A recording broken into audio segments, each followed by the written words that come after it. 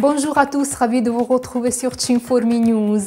En 2011, en Italie, les travailleurs étrangers étaient au total 2 200 000, le 9,8% de tous les travailleurs. La nationalité plus représentée parmi les travailleurs immigrés est la Roumanie avec plus de 500 000 personnes, un quart de tous les travailleurs étrangers, suivi par l'Albanie, le Maroc et l'Ukraine.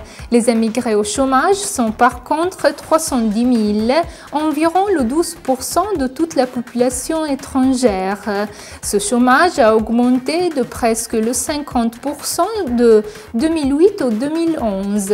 Selon la Fondation Leone Moressa qui a fourni ces données, les immigrés font face à la crise en couvrant les emplois qu'aujourd'hui nombreux Italiens refusent et en fournissant des services de soins et d'assistance à la personne. En Italie, l'occupation des étrangers dans les petites entreprises a enregistré une baisse de 0,8% au cours de la première partie de l'an 2012.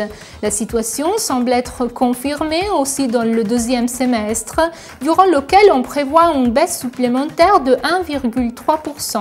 La perte d'emploi touchera surtout les secteurs de la production et des bâtiments. Ces données arrivent d'une recherche conduite par la Fondation Leone Moressa sur plus de 800 entreprises italiennes avec moins de 20 employés.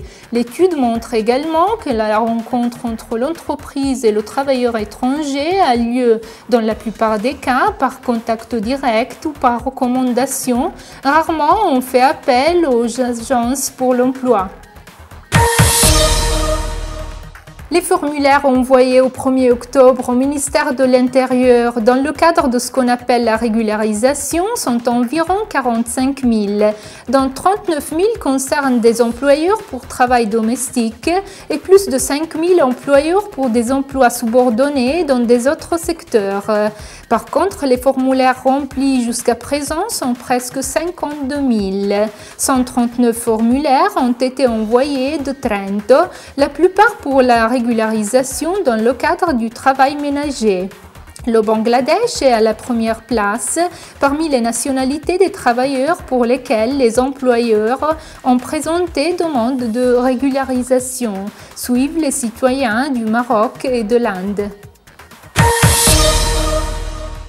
La 4e édition de Sulle rotte del mondo, sur les routes du monde, a été conclue par Rigoberta Menchú, prix Nobel pour la paix 1992. Cet événement a amené en 30 ans les missionnaires engagés en un de 5 continents. Cette année, l'attention a été dirigée vers les missionnaires actifs sur le territoire européen.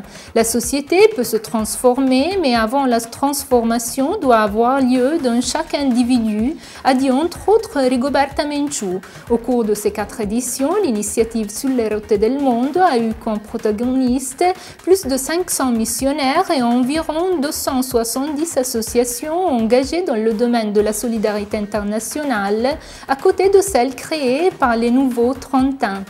C'est la fin de cette édition de Cinformi News. Merci d'avoir été avec nous. À la semaine prochaine.